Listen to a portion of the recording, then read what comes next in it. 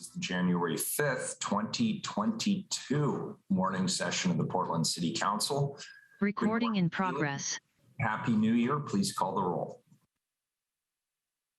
Happy New Year. Rubio. Here. Ryan. Here. Hardesty. Here. Maps. Here. Wheeler. Here. And now I'll read the script under Portland City Code and State Law. The City Council is holding this meeting electronically. All members of the council are attending remotely by video and teleconference. And the city has made several avenues available for the public to listen to the audio broadcast of this meeting. The meeting is available to the public on the city's YouTube channel, eGovPDX, www.portlandoregon.gov/video, and channel 30. The public may provide written testimony to the council by emailing the council clerk at cctestimony@portlandoregon.gov. The council is taking these steps as a result of the ongoing COVID-19 pandemic and the need to limit in-person contact and to promote physical distancing. The pandemic is an emergency that threatens the public health, safety, and welfare, which requires us to meet remotely by electronic communications. Thank you all for your continued patience, flexibility, and understanding as we manage through what is obviously a very challenging situation to conduct the city's business. And with that, we'll hear from legal counsel on the rules of order and decorum. Good morning, Naomi. It looks like you're up today. Yep. Good morning. To participate in council meetings, you may sign up in advance with the council clerk's office for communications to briefly speak about any subject. You may also sign up for public testimony on resolutions, reports, or the first readings of ordinances. The published council agenda at www.portland.gov/council/agenda contains information about how and when you may sign up electronic meetings.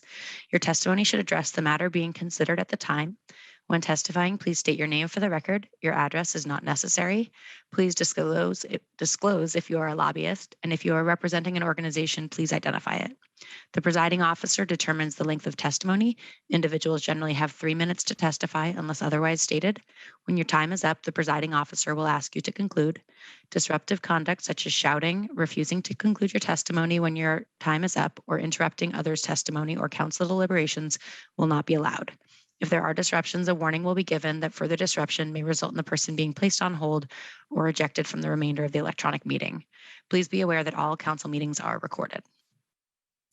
Thank you. So with that, I'm glad to see Commissioner Rubio is with us this morning because our first official order of business in 22 is to elect a new council president. It is Commissioner Rubio's turn to be council president. As a reminder, this position rotates every 6 months. Commissioner Rubio is next in line to serve as the president of the city council. That term will last through June 30th, 2022. Colleagues, I'll accept a motion to elect Commissioner Rubio as council president. So moved. I have a motion from Commissioner Hardesty. Can I get a second? Second from Commissioner Ryan. We have Commissioner Hardesty making the motion, Commissioner Ryan seconding the motion. Any further discussion on this matter? Seeing none, Keelan, please call the roll. Rubio. I vote yes on my own thing. Aye. Ryan. Yeah, I'm delighted to vote aye as well. Welcome. Thanks. Hardesty. Absolutely aye. Maps. I want to thank Commissioner Rubio for her service to our city, and for these reasons and more, I vote aye. Wheeler. I vote aye, and thank you, Commissioner Rubio, for taking your turn. It can often be trying and stressful. It adds one more responsibility to a long list of existing responsibilities. But as typically the presiding officer, I really appreciate it when I have a strong second. So thank you so much for being willing to serve in this capacity. I vote aye, and the appointment is approved. Congratulations, President Rubio. And Commissioner Hardesty, it makes me kind of sad that we have actually not had an in-person meeting since Commissioner Rubio took office, and therefore she doesn't get the whole ceremony where we pick up the council president plaque and we move it over to her desk. So just sort of imagining that happening, Commissioner Rubio, and maybe we can reenact it sometime later as we get through this COVID crisis. So thank you for that. All right, first up is communications, Keelan. And colleagues, as is tradition, we start the year with item number 1. Request of Amber Canavan to address council regarding foie gras sales ban. Good morning, Amber. Good morning. Thank you, Council, and I hope you have a very productive new year going forward, as I think we all do. I am a registered lobbyist with Compassionate Pediatrics, a local group that works on animal welfare efforts with the city and the state. I'm also a resident of Portland. I'm here today to talk in support of a foie gras sales ban. I am one of the few people who you're going to ever hear from who has actually been inside a foie gras production facility that does not have financial ties either from the restaurant industry or the farming industry to that industry. And I can look at what I saw there with that unclouded judgment. I entered the facility a number of years ago during an undercover investigation for which I submitted an affidavit for a lawsuit, and they later actually jailed me for 30 days as a whistleblower for speaking out about what I found. So foie gras is produced, as you have probably already heard, by shoving a force-feeding tube down the throat of a duck or goose.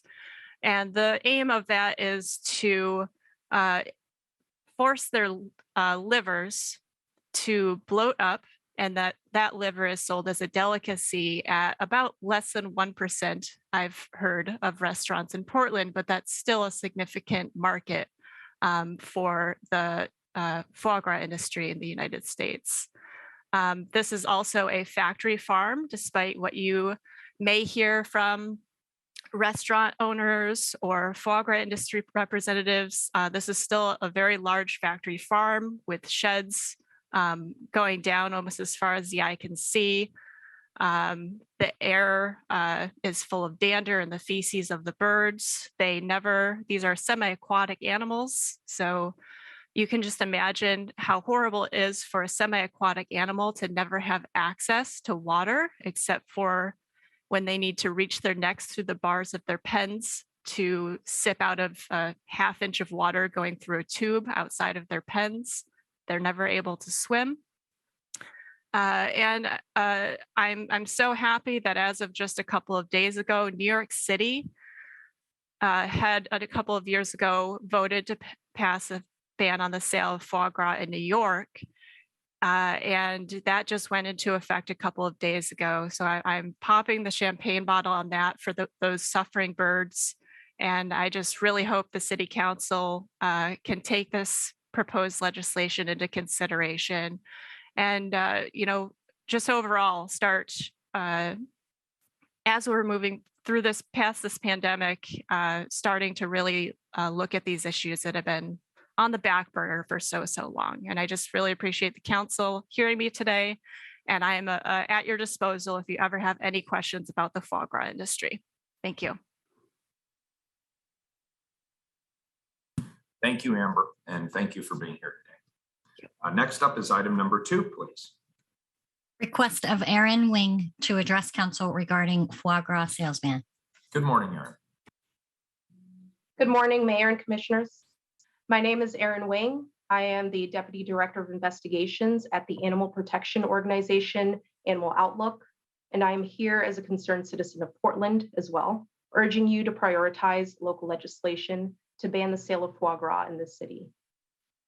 For those who are unfamiliar with the product, I know that Amber did go through sort of the process of the production of this animal product, but just to reiterate, foie gras is the diseased liver of a duck that is presented as a niche luxury food item intended for affluent consumers. The sale or production of foie gras is banned in several foreign countries, including India, Australia, along with European countries. Foie gras is inherently cruel to the ducks used in its production, and the conditions these birds suffer through are carefully obscured from public view. As many companies that farm animals for food often present a narrative of animals on happy farms and verdant fields, many people are unaware of the horrific mistreatment that animals endure during the production of foie gras. In order to refrain from perpetuating any misinformation, I feel it is necessary to describe what ducks farmed for foie gras experience factually and accurately at every chance that I have. And please keep in mind that everything I'm about to say is considered standard procedure. Ducks are force-fed twice a day, every day, for 28 days straight in the foie gras industry.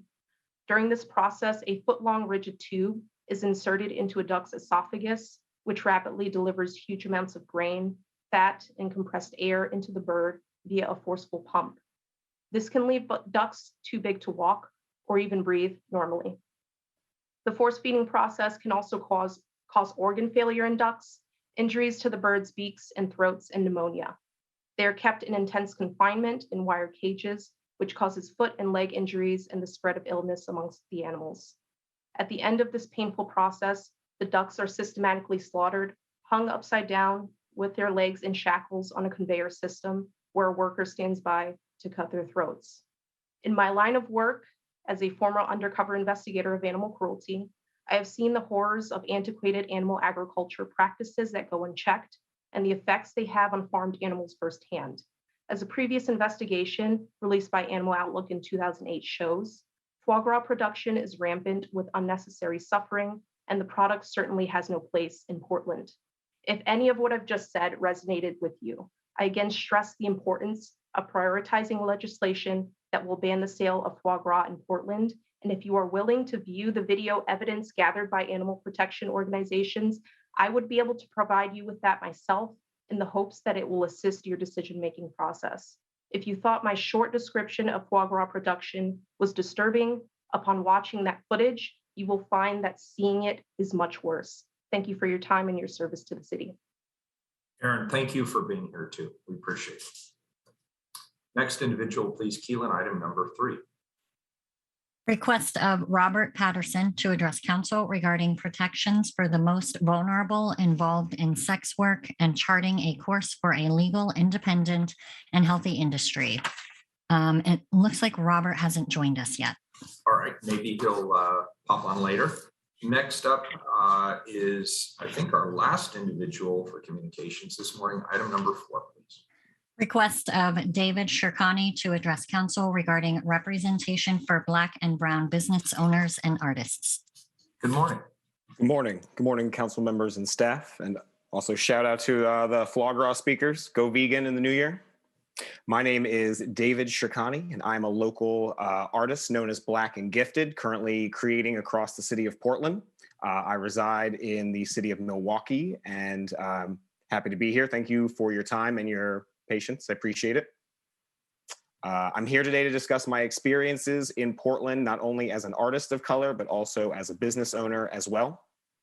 I got my start in the creative world in my late teens, playing bass guitar in a pop band, touring across the country in vans and buses.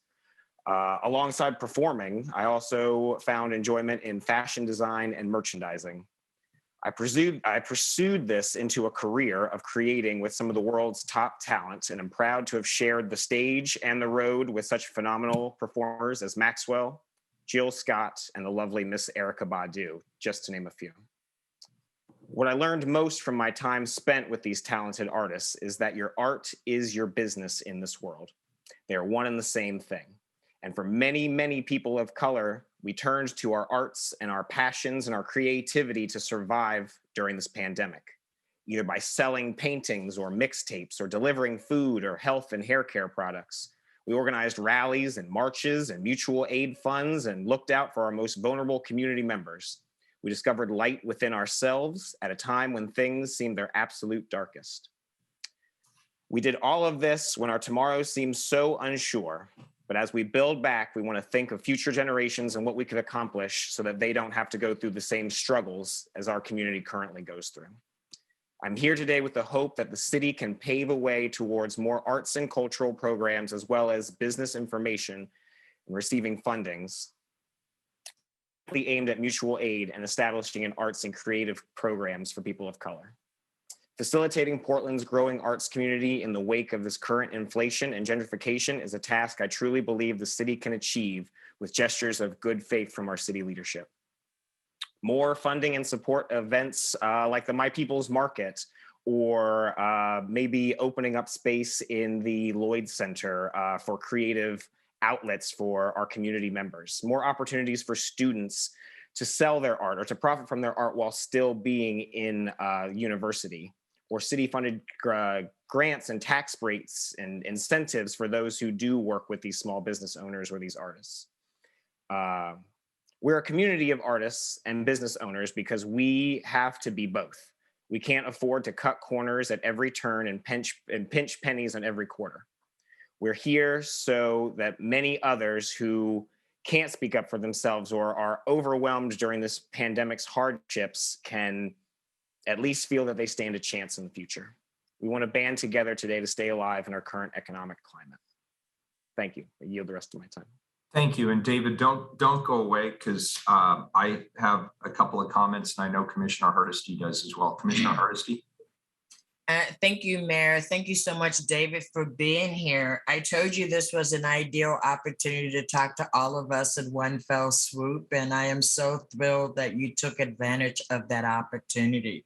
Let me just say, you are extremely talented. I had no idea that you have been on stage with some of my most favorite musicians. And I love what you had to say. When I first moved to Portland, any night of the week, you could hear live music. It just depended what side of town you wanted to go on. And world-renowned famous musicians called Portland home. So I definitely have a weak spot. Commissioner Rubio is the arts commissioner, but I'm officially the music commissioner. And I really want to work with you because you didn't say anything that I haven't been thinking about as far as how we recover as a community.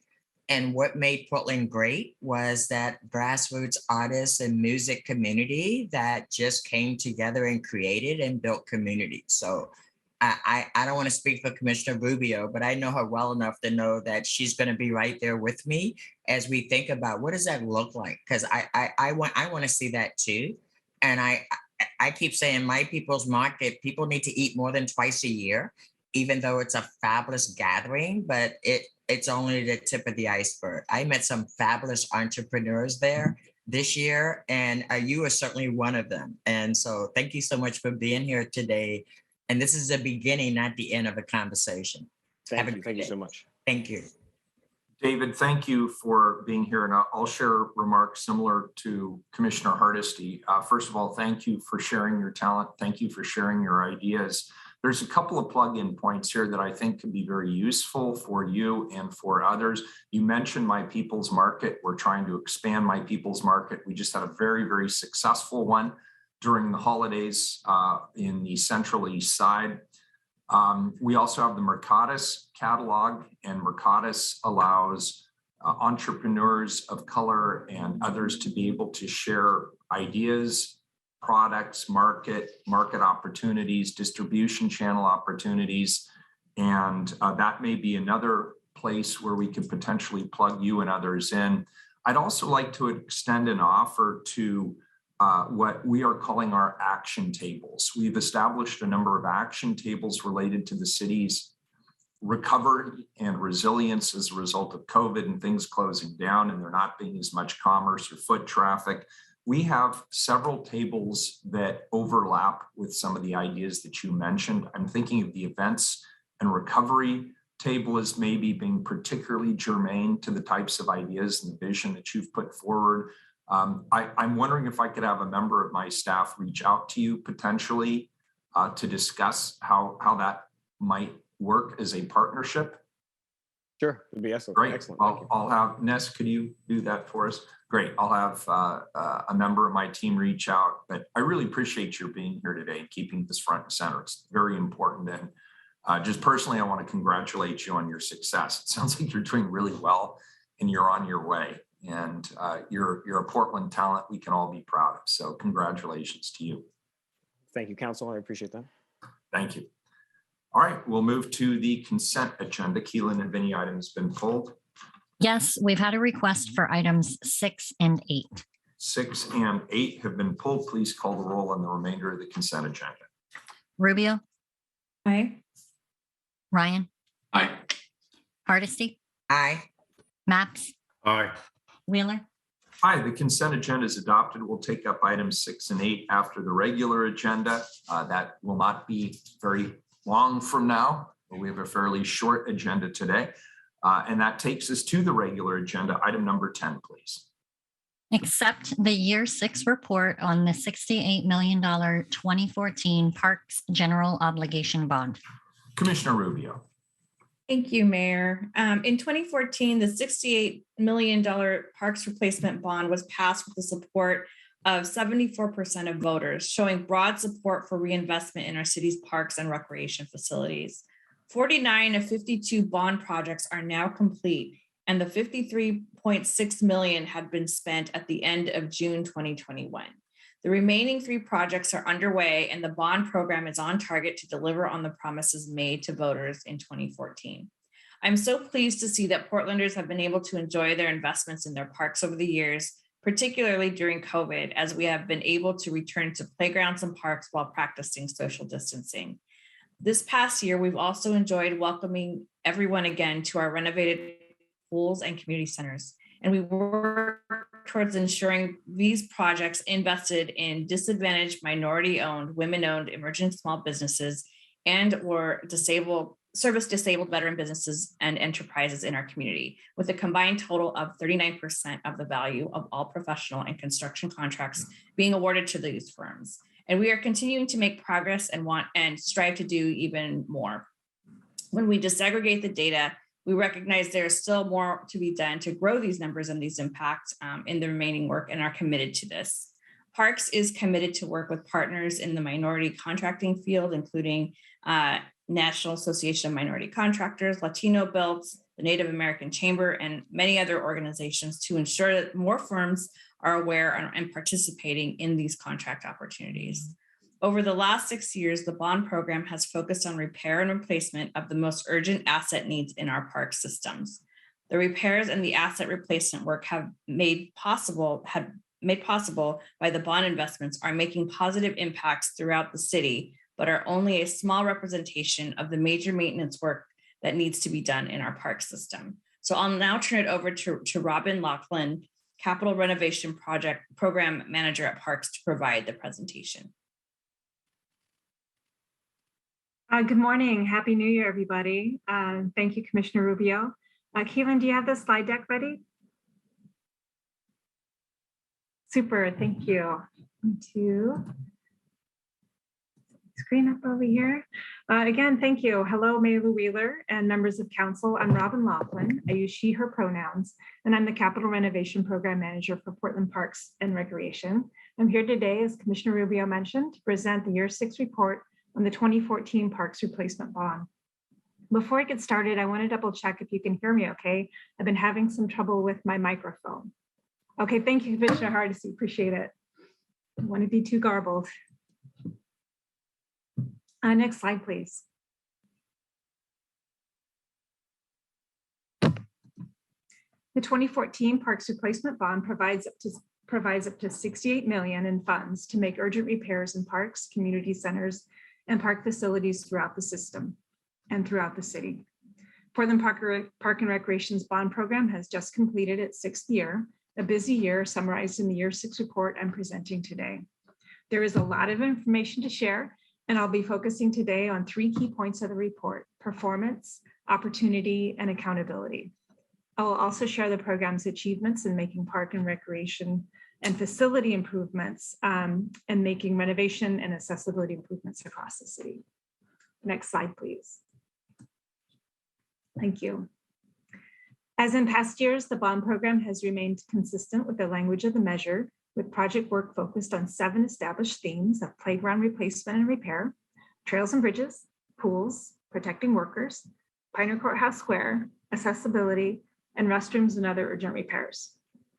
The $68 million investment is being made at parks across the city, and the map you see on your screen shows these investments, with black symbols showing completed projects and orange symbols indicating projects underway.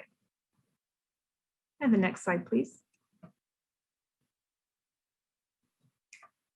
PP&R reports on the bond program's progress based on the fiscal year. At the close of the 2021 fiscal year, the last one we completed, all 52 bond projects were complete or underway, with 49 projects complete and 3 underway either in construction or contracting. And as Commissioner Rubio mentioned, at the close of the reporting year, in June 30th, 2021, $53.6 million had been spent, and we are on track to meet the promises made to voters in 2014. Next slide, please.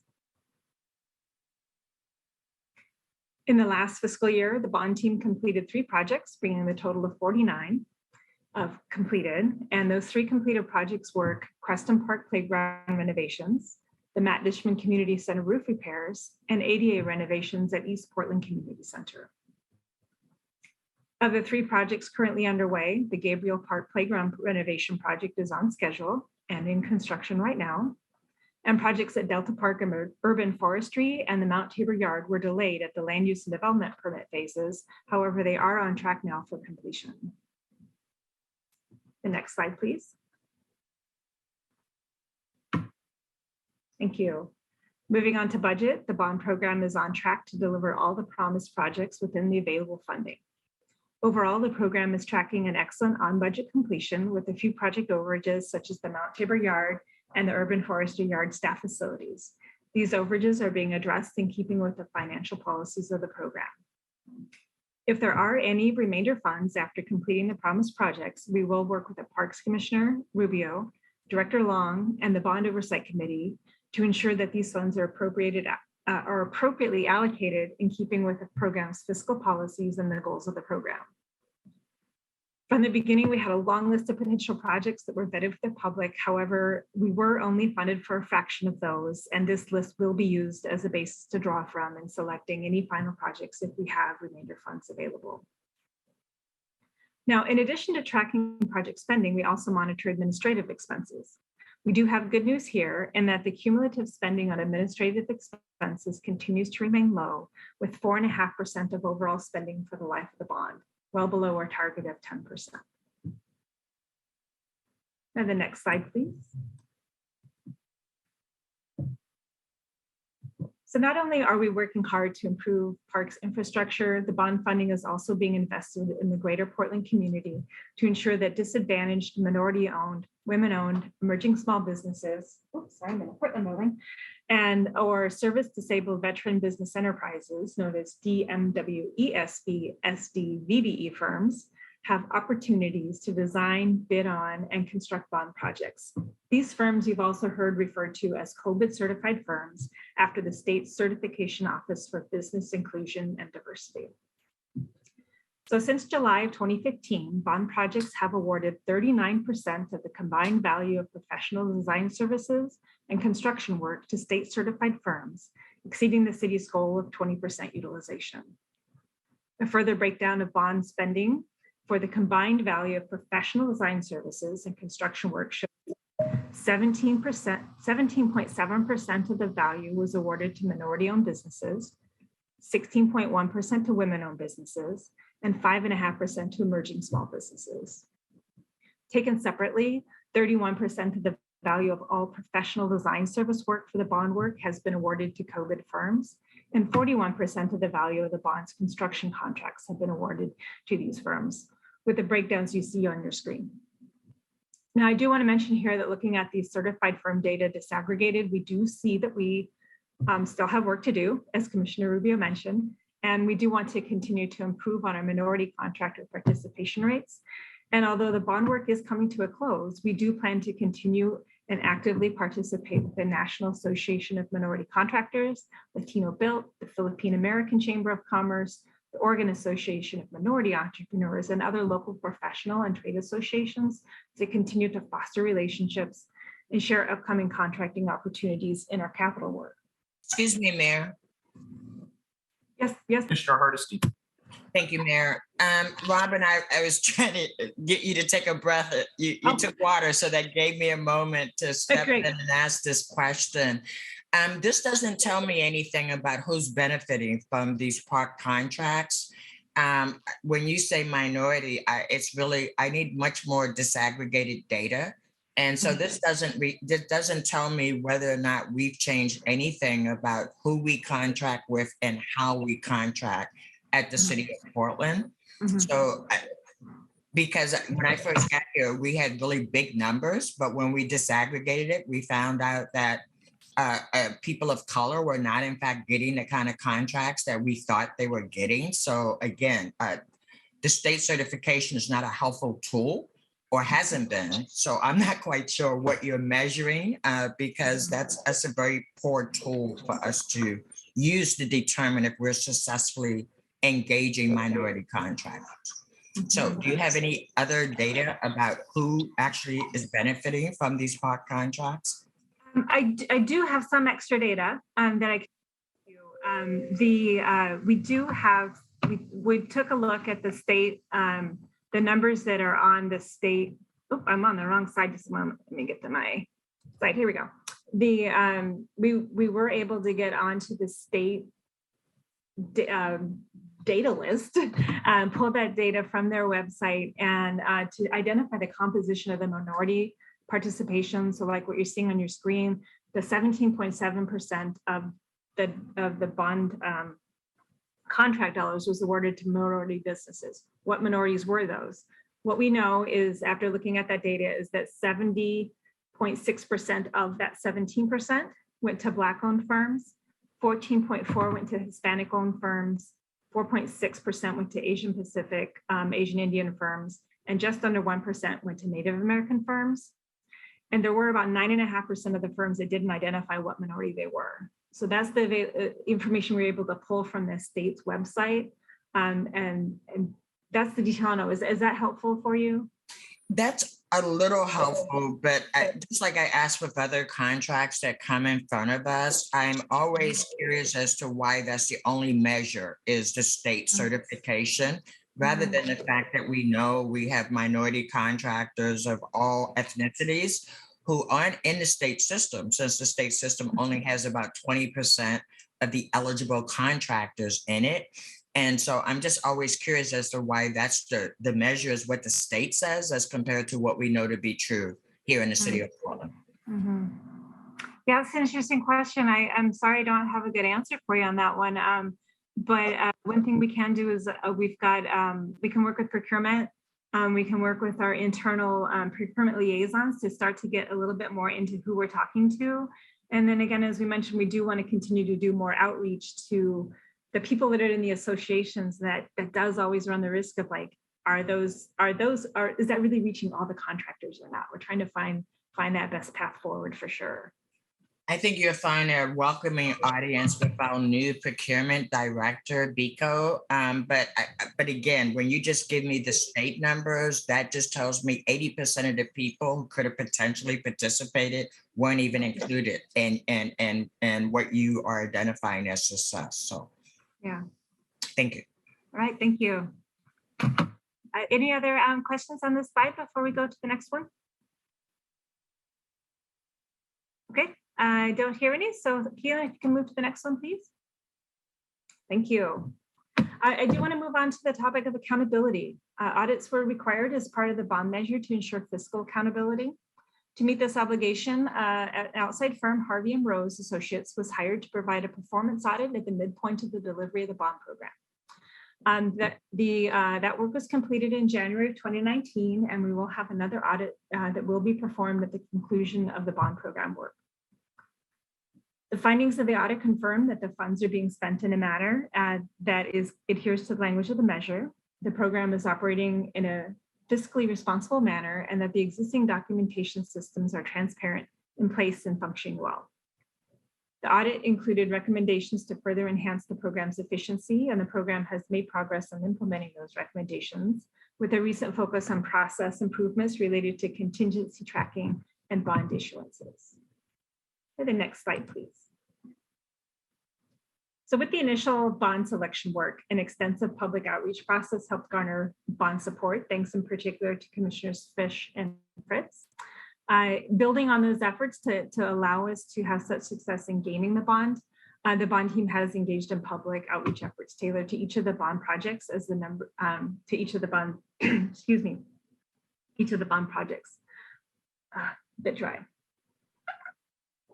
Our work around community engagement continues to reflect our increasingly diverse communities' needs and desires, including engagement over the years with Latinx, Russian-speaking, Somali, and Vietnamese communities. Project-specific outreach has also been targeted to low-income and disability communities.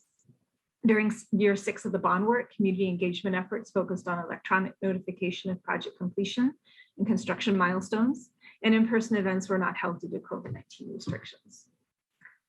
The program has regular meetings with an oversight committee to ensure that the work of the Bureau is accountable and true to the promises we made to voters in 2014. And that membership has transitioned over the last year, with many of our former committee members moving off the committee when their terms ended. And we currently have four members of the public on our committee.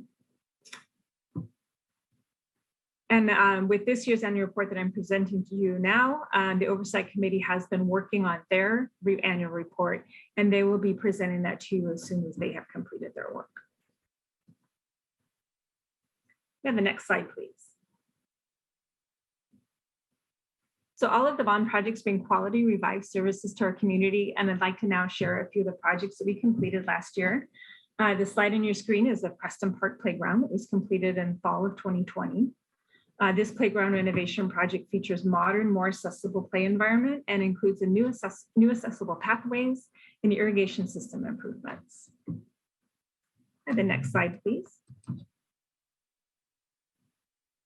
So the parks replacement bond included accessibility as a focus area, with the project you see on your screen here at East Portland Community Center, providing better accessibility at the parking that's at the front of the community center.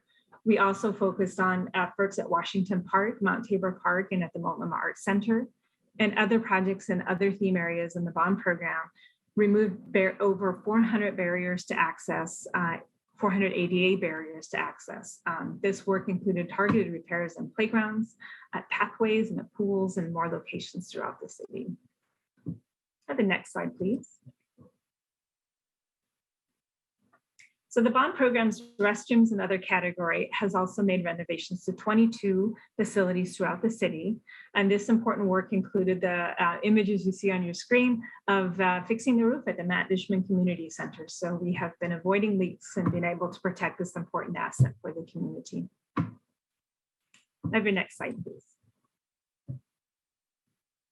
So looking forward, in the coming year, the remaining 3 projects are slated to be either completed or entering construction. And as I mentioned before, the renovations are expected to be completed at the Gabriel Park Playground.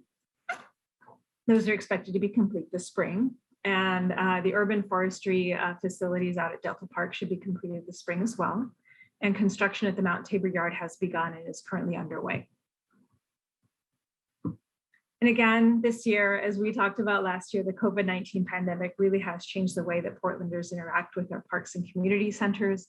And we continue to be grateful that we've been able to make the park infrastructure investments across the city so that they can enjoy even more outdoor space as we move through this pandemic. And as we move through these final bond projects to bring them to completion, we will continue to work closely with our local construction professionals and design professionals to deliver on the promises we made in 2014. And really looking forward to the day that we can come together to celebrate the benefits of this investment that the bond program has brought to the community.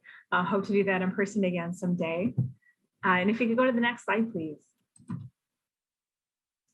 And so with that, this is my formal presentation of the report for the Year 6 Parks Replacement Bond Annual Report. You guys should all have that in your packets.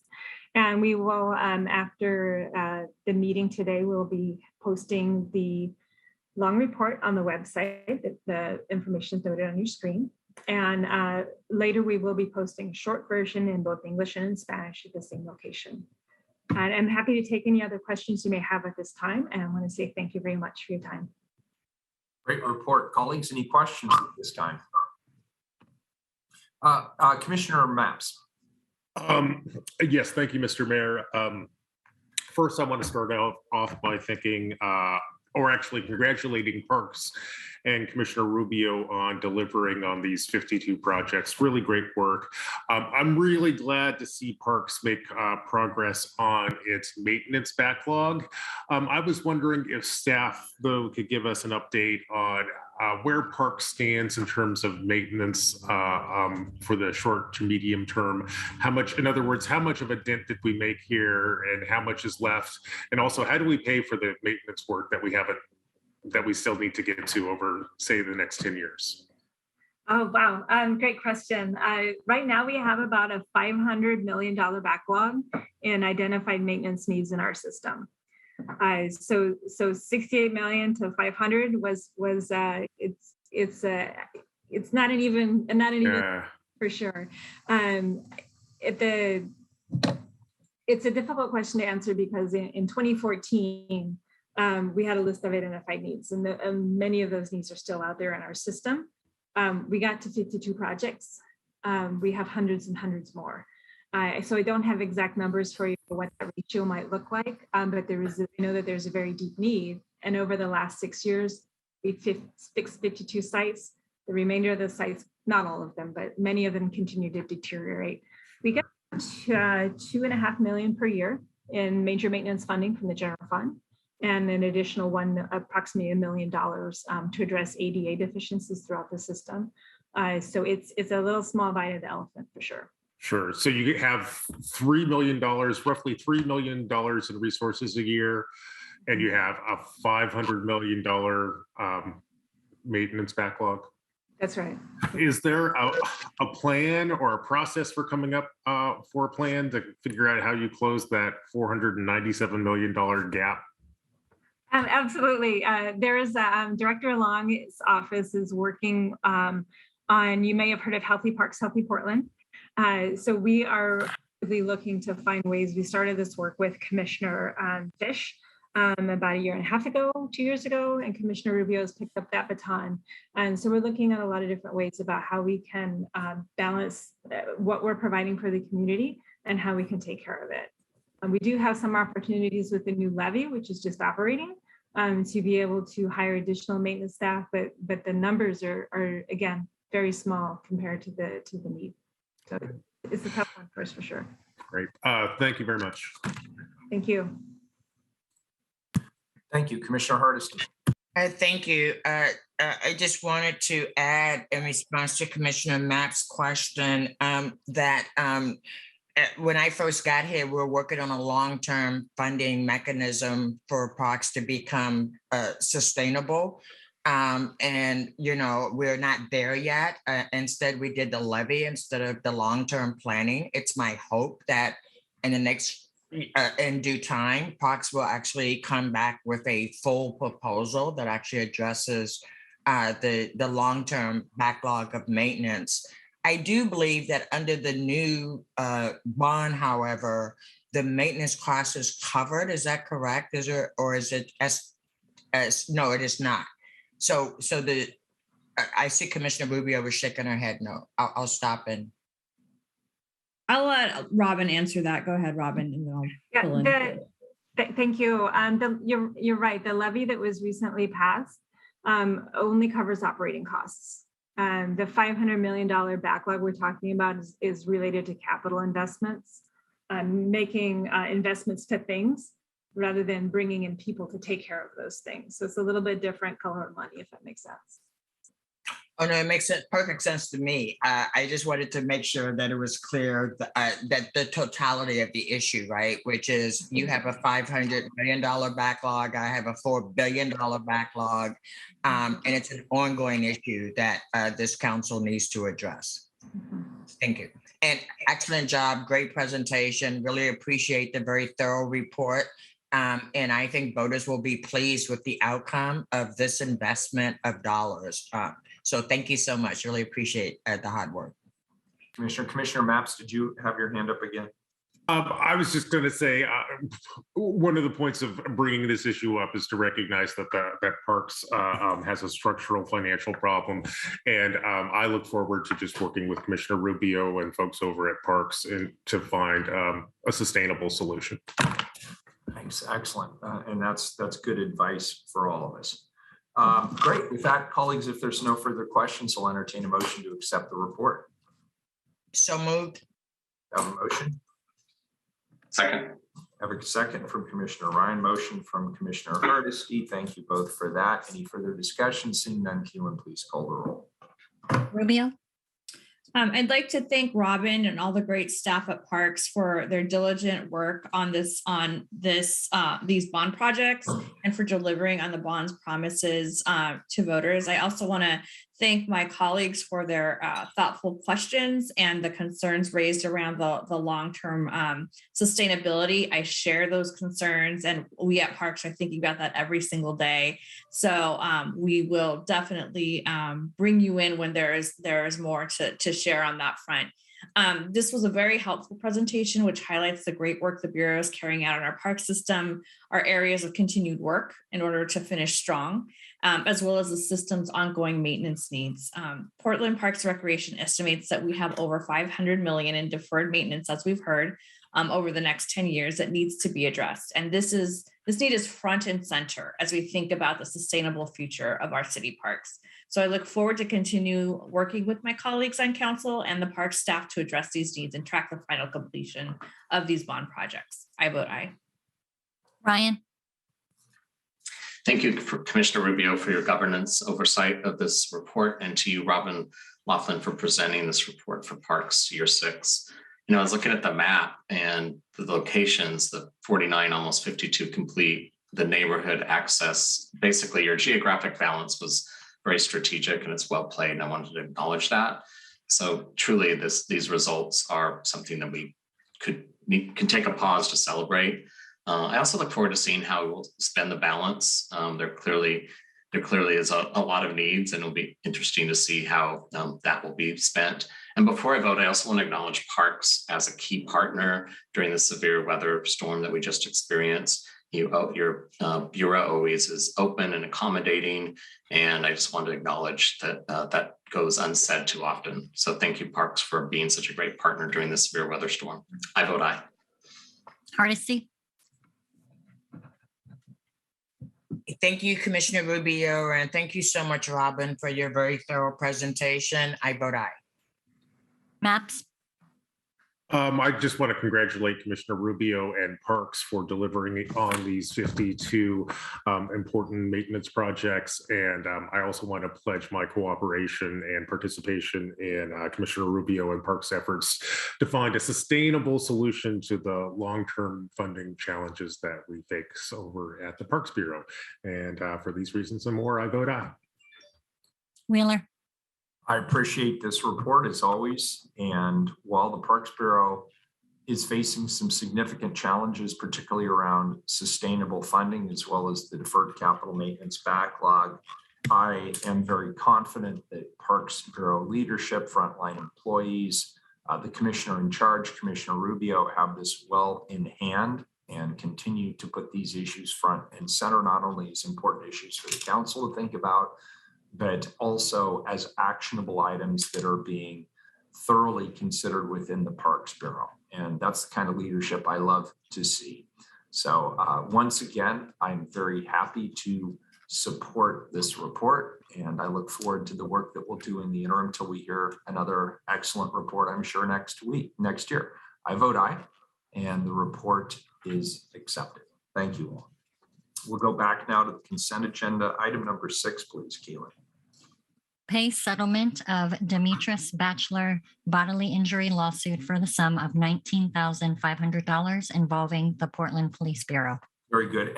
And colleagues, Commissioner Hardesty and I have been batting back and forth some ideas on settlements. And I will share that with each of you in turn. I think I actually have shared that with at least one of you during our regular check-in.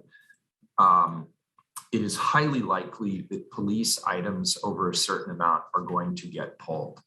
And so rather than belabor it and struggle with trying to figure out how to get people here who can talk about these issues, given that they will be pulled, the commissioner and I are thinking of a threshold whereby items would automatically, any settlement would automatically be pulled from the consent agenda. So think on that, and we'll reach out to each of you in turn in the near future.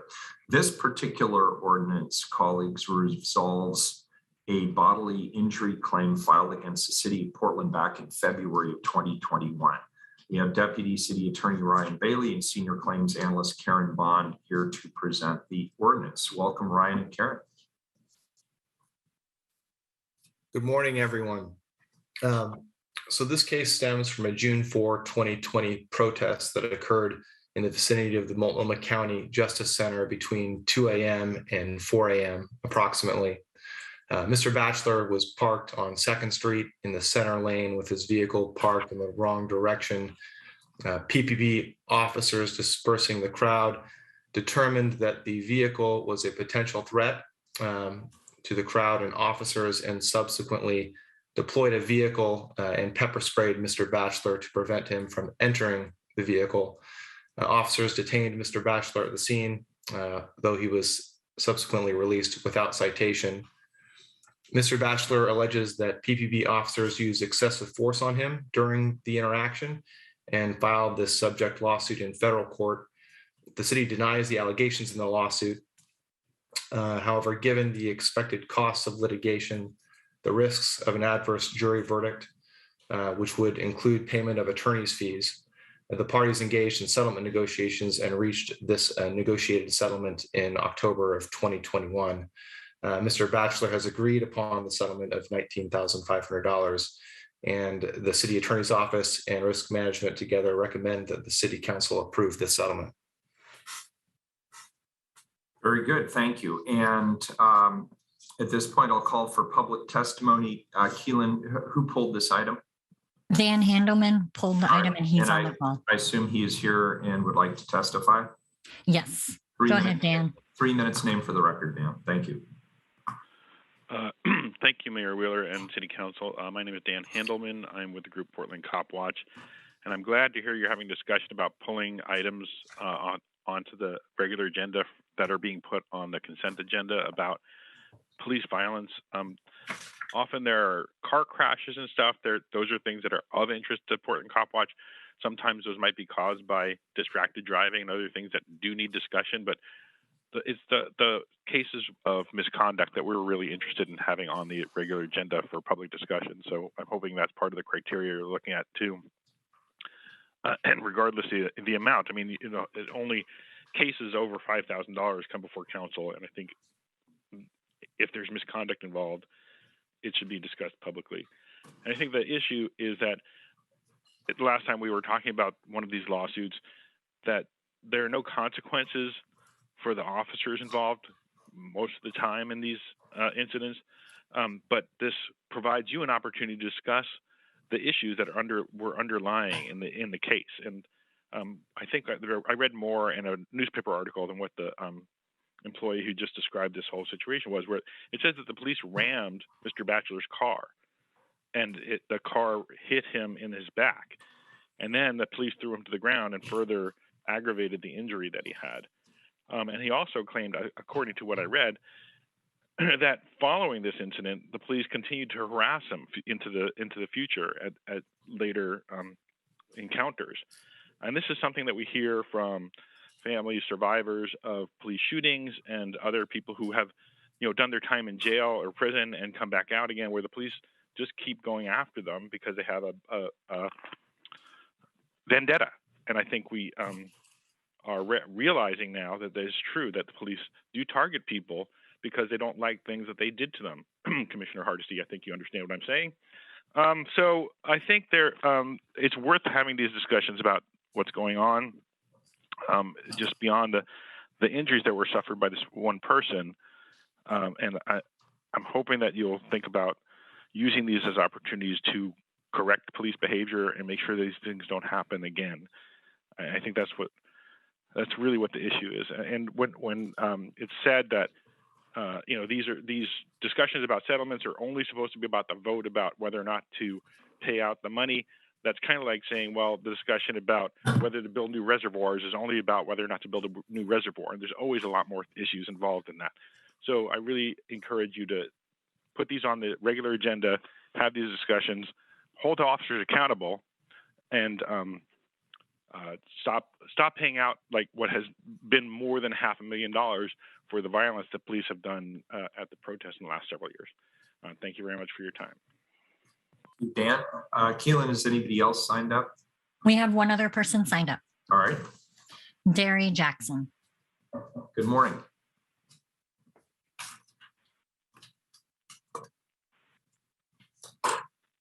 Yes, good morning. Could you hear me? Yeah, loud and clear. My name is Derry Jackson. Some of you guys might know me. Used to be a longtime member of North Portland on the school board once upon a time. I've been living in Texas for about the last 7-8 years, helping my mom, who recently passed. Not to COVID, but I've been back in town for the last 1.5 years, on and off. And I've been here permanently since probably the late summer. Listen, my concerns are grave. We're talking about this gentleman who's being paid right now, and the logic behind paying him off is not lost upon me. There is a lot more of this coming. One of the reasons I'm back, ladies and gentlemen, is because I believe in Portland. Myself and Becky Black have brought the Community-Based Outreach, Inc. to life here recently. The day after opening my business, someone smashed and walked off with $16,000 worth of equipment, my personal equipment. Since then, I have had nothing but police reports to issue. You guys have at least 2 of them right now. They got to my vehicle, ransacked my truck. Listen, I see the tents everywhere. I see the trash. I see the despotism. I appreciate all you do for parks. I took my son on a walk in Pear Park, a park that they grew up in for years, having raised them in a home I bought out there in North Portland for $60,000, now for $750,000. Same house. There are no kids in Pear Park today. It's a beautiful park. Some of the things I helped design as the Pear Park Little League president, they're there now, but the kids are not there. Our city's changing, ladies and gentlemen. We need help. We need your leadership to step up and step out. We need you in the street. I plan to be here to help make a difference. And one of the things I'm coming after is the over 2,000 kids that are about to hit our streets right now that are identified in our school districts as behind graduation rates. It's about to get crazy, I promise you, but there's hope. The hope is for us to work together and work with the right parties. Joanne, I appreciate you, Honorable, I appreciate you bringing up the point about minority voters. Let me tell you something, the quickest way to understand that, I know I got 14 seconds, is to just simply pull out the females, the women. I love my females. I have moms and 5 sisters. Take out the women out of those minority numbers and you will see what you're looking for. Just pull out the W's out of that and you'll see the numbers. Guys, thank you for your service, and you'll hear more from me about this. God bless you. Thank you, Mr. Jackson and Mr. Handelman. I hope you see part of my point. Any further discussion on this item? Seeing none, please call the roll. Rubio. Aye. Ryan. Aye. Hardesty. Aye. Maps. Aye. Wheeler. I want to thank both parties for coming together and reaching an amicable solution that I think ultimately saves the city and the taxpayers a lot of money. I vote aye. The settlement's approved. The ordinance is adopted. Item 8, please. Authorize the Director of the Bureau of Planning and Sustainability to execute the Portland Clean Energy Community Benefits Fund Heat Response Equipment Purchasing Partner Grant for a total allocation not to exceed $10,020,289. All right, very good. Who pulled this item? A member of the community, Linda Woodley. Okay, and I don't know, I think we have Sam Barrasso, who's the PSEF program manager here to address this at the high level. why don't we have the individual testify, and that'll help us focus what we need to talk about on this item. Okay, go ahead, Linda. Linda, 3 minutes, name for the record, please. Linda, you're muted. Okay, my point here, reason here is for 2 points. Specifically to clear my name, but I wanted to start because Commissioner Rubio has stated that the city is supportive of restorative justice. But what has happened to me is more like character assassination. I have already provided the council with a copy of my rebuttal, and I hope that you do have it because it explains it more. And since I have such a short amount of time, so hopefully that you have seen my rebuttal. And one of the points I wanted to bring up is that PCF staff has stated that they've documented my financial crimes and tax lien history. And I still assert that this is not correct. And I have given you some background in my rebuttal. I did go to prison 25 years ago, but I do not have a history of criminal activity, and I do not have a history of tax liens. So I wanted to focus more on the issue of the references because that has been the allegation that I have exaggerated or my references were incorrect for the proposal that Diversified Energy presented. So we were able to present a proposal for the equipment purchasing partner because we were already working on a similar proposal, thinking that we would be able to apply for rounds 2 PCF grant. We currently have a grant that we're doing some indoor air quality work, and that's how I was able to approach PCF when I found out that they were going to do this heat hazard program. And something I want to clarify too is that the RFP did not ask for personal references. It requested information about experience on similar projects. I've prepared numerous proposals myself in the past, responding to them and also reviewing proposals. And normally the procedure is you provide references with contact information so that your references can be verified.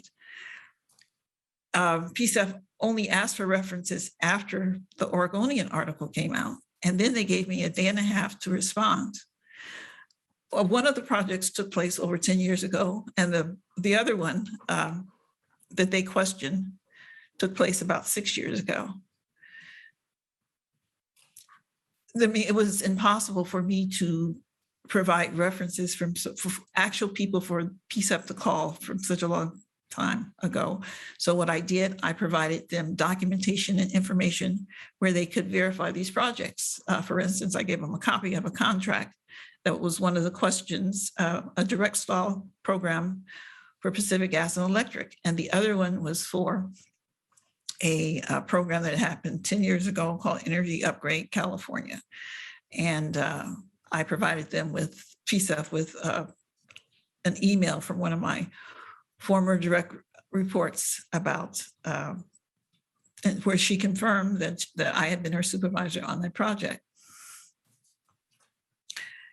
So in my proposal, there were 5 projects listed. So 2 of the projects, apparently PCF was comfortable with the references because they never questioned them again. But on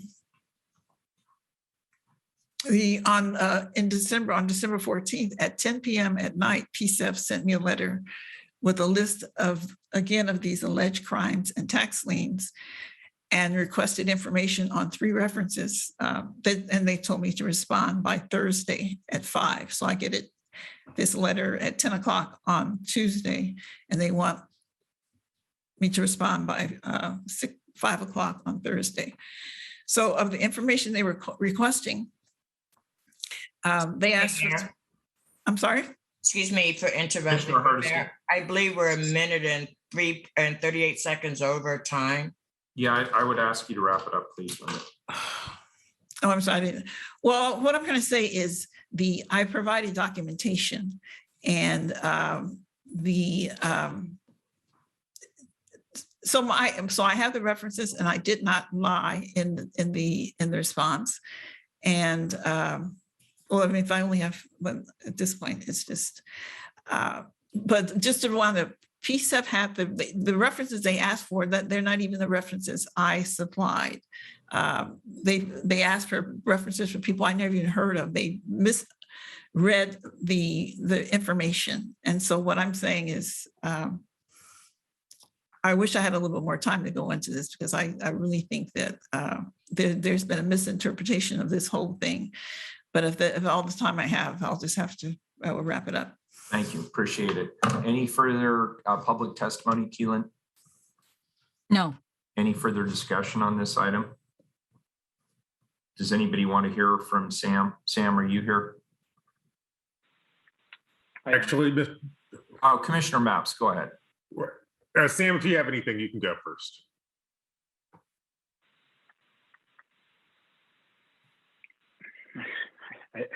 I do. If council would like to. Sam, hear could you introduce yourself for the record, please? Not everybody knows who you. Yes. We know who you are, but not everybody else will. Thank you, Mayor Wheeler, commissioners. For the record, my name is Sam Brasso, and I'm the program manager for the Portland Clean Energy Fund. I know this has been tough, so I just want to acknowledge that yes, once staff became aware of the Oregonians' findings, we did independently begin documenting the information in Diversifying Energy's grant proposal. We conducted reference checks on the references provided by Linda Wood, the Executive Director of Diversifying Energy. And staff were able to connect with the majority of the references provided and also checked references relevant to experiences documented in the proposal. Those reference checks weren't unable to conclusively verify all of Linda's Woodley's work experience and Diversifying Energy's work experience as stated in the proposal. Those are the experiences in the proposal, and they're the substantive basis for the scoring, which influenced the funding recommendation. I mean, I want to be clear, Linda has done great work, good work within the community in recent years, however, at a substantially smaller scale. I mean, it's in total, it's that there remain concerning inconsistencies that call into question Diversifying Energy's ability to deliver on this particular grant award for the equipment purchasing partner role. I mean, given the critical timeliness and the importance of the heat response program preventing future tragedies, we are eager to move ahead. I'll share, since this is just a couple more lines. We did conduct reference checks on the past experience and key staff listed by Earth Advantage on their proposal, and we're able to connect with almost all of their references, and they all consistently verified their past work. The references praised their technical skills, organizational capacity, community education, financial oversight, and contract management skills. Earth Advantage does have a long history of successfully implementing complex energy efficiency related programs and providing technical support, and we're confident in the ability of Earth Advantage to implement the heat response program. And the PSEP committee also met this past Monday and unanimously affirmed their support for Earth Advantage, playing the role of equipment purchasing partner. I know this has been challenging for all involved. I want to especially thank Earth Advantage for sticking with us, and we're eager to get on with our work and get ready for next summer's hot weather events. I think that wraps up my comments, unless other folks have other questions for me. Thanks. Thank you, Sam. Commissioner Maps. Thanks, Sam, for that overview, and I want to thank Commissioner Rubio for her leadership on this project. As I recall, when we passed this original ordinance, we included an informal agreement that Planning and Sustainability would send, I think, quarterly updates on the implementation of this project. Is that correct?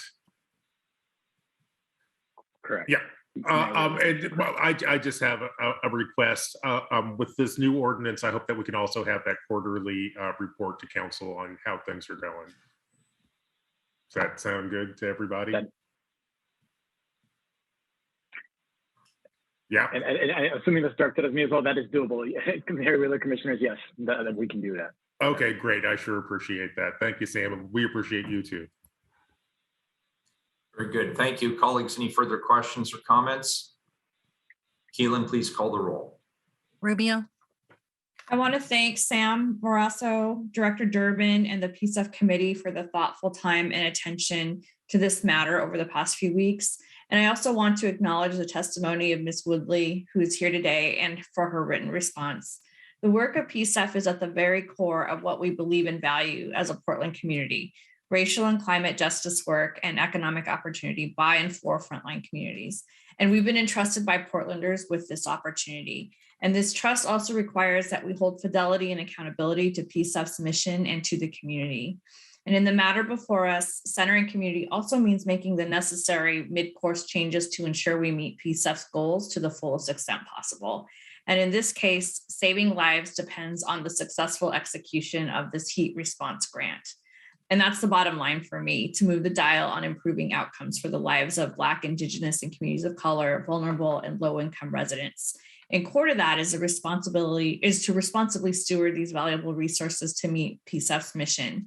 And we need to preserve public trust in this new innovative program so that we can continue funding climate action in frontline communities, work that will save more lives and build a more resilient city. And it's also how we ensure that this resource is available for future generations of Portlanders to come. I'm thankful to Earth Advantage and that it's willing to play a critical role as a partner in preventing future extreme heat tragedies. And I also want to thank staff for the quick and thorough additional due diligence. Finally, I'll ask my colleagues on the council to support this ordinance so that we're able to get units purchased and into homes for the summer, and to continue the work in partnership with PSF to deliver on their work going forward. Climate change is here, and we need to move with urgency in all the ways we can. I vote aye. Ryan. Thank you, Commissioner Rubio, for your swift and your unwavering leadership in bringing this ordinance across the finish line. And also thank you, Linda Woodley, for being here today and for your written testimony as well. I really appreciated hearing from you, Commissioner Rubio, instantly when this was in the Oregonian, and from your staff and from Sam and your perspectives on this decision. I'm really confident that you've all made the right decisions. And I also know that we'll learn from this. Such large grants are extremely complicated, and criteria is one to constantly improve. A recipient needs to have the financial infrastructure to manage such large grants. And I have a lot of life experience on how complicated that is. Anyway, I'm ready to move forward, and I vote aye today. Hardesty. First, I want to thank Commissioner Rubio for her strong leadership. I also want to thank Sam Barrasso for his dedication and commitment. I also want to thank the Oversight Commission, the PSF board members, because this was not something that they anticipated when they took on this voluntary role. This came up because people died last summer because of the extreme heat. And so I want to say publicly to the board of PSF, there's no shame in making a mistake. The good news is it was caught before any public dollars went out the door. The good news is strong leadership gave us an alternative approach to take. And the good news is that when we learn better, we do better. And so, I say, my hat's off to the board for their very swift action and their very thoughtful response to what could have been a very just devastating, just a report. When I know how hard all those volunteers worked to come up with a plan to make sure that people didn't die this summer. And so my hat's off to you, Commissioner Rubio, Sam Barrasso, and Director Durbin. You did just what we expect leaders to do. You took swift action, you did an analysis, and then you decided what an alternative plan was. I couldn't be more proud to be here in service with you. I vote aye. Maps. I want to thank Commissioner Rubio and Sam for their leadership on this important project. I look forward to the quarterly reports on the implementation of this work. For these reasons, I vote aye. Wheeler. This incident identified some areas where we need to improve. I think we can all agree on that. And at the core of this is the question of who is accountable and what are the accountability mechanisms in the grant process. process? Who is responsible for vetting these proposals? Who is responsible for ensuring that we are asking the correct information and the right questions in the grant applications? And then whose responsibility is it to follow up and make sure that those accountability, that accountability oversight has been provided? And I agree with the sentiment of my colleagues that we need to learn from mistakes that are made. This is a potentially large one that was averted, but we have to also be honest. It wasn't averted because we caught it, or because of our accountability mechanisms catching it, or because of anything that happened internal to a bureau catching it. It happened because somebody went to press, and the press did their own independent investigation. And if that had not happened, we would still be blissfully ignorant about this issue even existing. And so I want to join my colleagues in thanking Commissioner Rubio and Director Durbin and Sam Barrasso for not being defensive about this or saying there aren't issues, but instead really running towards the fire and saying, we see an issue here, we need to address the issue, we need to plug the accountability gaps, and we need to learn from this. And to me, that is example A of both enlightened and strong leadership. And so I want to thank you all for that, and I look forward to working with you. This isn't just related to the Portland Clean Energy Fund. This is a question now that looms large for all of the grants that the city of Portland makes. And I have great confidence, having spoken to Commissioner Rubio, that they understand the significance of the work, the importance of the work, and the urgency of the work that's ahead. And I want to add one more editorial comment, if I may. And that is, we are under tremendous pressure right now. And it's a twofold pressure. The pressure comes from one side for us to be speedy in getting resources out to the community. And there is not a day that goes by that we are not criticized in some capacity in one of our programs, in one of our bureaus or more, about the speed with which we get dollars out to the community.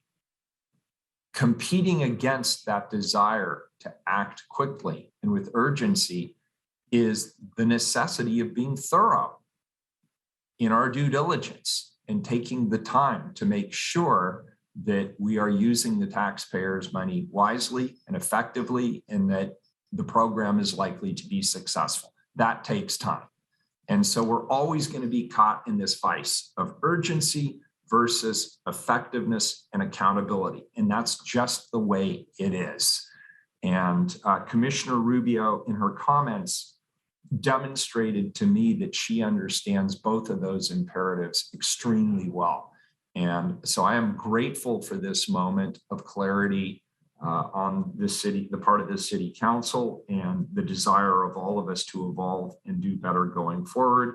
Like Commissioner Mapps, I look forward to the regular quarterly reports to mark our progress as we improve this situation. So again, Commissioner Rubio, personally, I want to extend gratitude to you for the way you have handled this. I think you've done exceptionally well. I vote aye. The ordinance is approved. And unless Keelan tells me otherwise in the next 10 seconds, we are adjourned. That's correct. Thank you all.